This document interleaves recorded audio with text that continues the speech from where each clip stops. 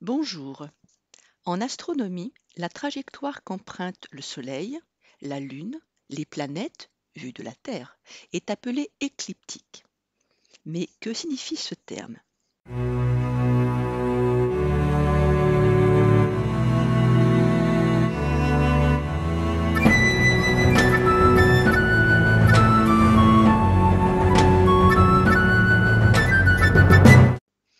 Il s'agit d'une bande circulaire imaginaire, large de 16 degrés et inclinée d'environ 23 degrés sur l'équateur céleste, qui est la projection de l'équateur terrestre.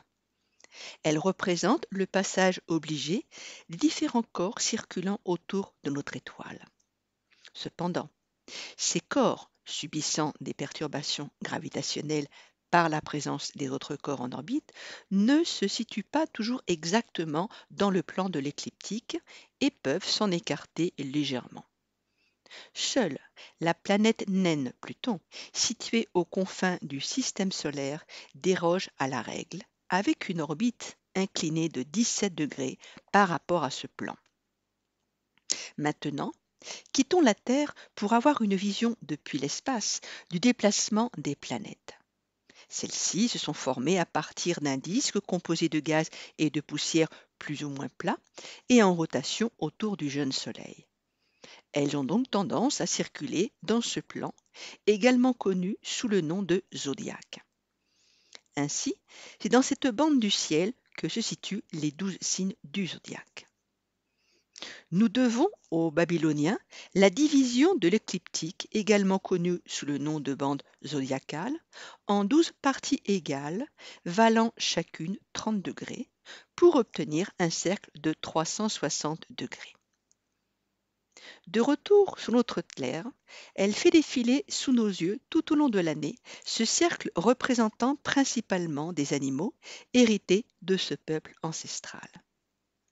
Les prêtres de Babylone avaient ainsi trouvé la solution pour repérer plus facilement la position des 5 planètes connues à cette époque et visibles à l'œil nu.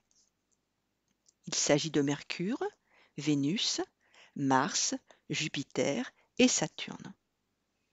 Par contre, Uranus et Neptune, planètes invisibles à l'œil nu, étaient encore insoupçonnés par les Babyloniens, qui ne connaissaient pas encore l'usage de la lunette astronomique et du télescope. Revenons au mot écliptique. Dans ce terme, nous trouvons éclipse, car c'est dans ce plan qu'un corps peut en masquer un autre et donc produire une éclipse. Sur notre planète, nous observons deux sortes d'éclipses, une de Soleil, une de Lune. Une éclipse de Soleil est possible lors de la nouvelle Lune, mais à condition que le Soleil, la Lune et la Terre soient bien alignés sur le plan de l'écliptique. Un observateur qui aura pris soin de se protéger les yeux grâce à une paire de lunettes spéciales verra progressivement la Lune recouvrir notre étoile et l'éclipser. Pour une éclipse de lune, cela se produit lors de la pleine lune et la Terre, située entre le Soleil et son satellite, dans un même alignement, vient le masquer par son ombre.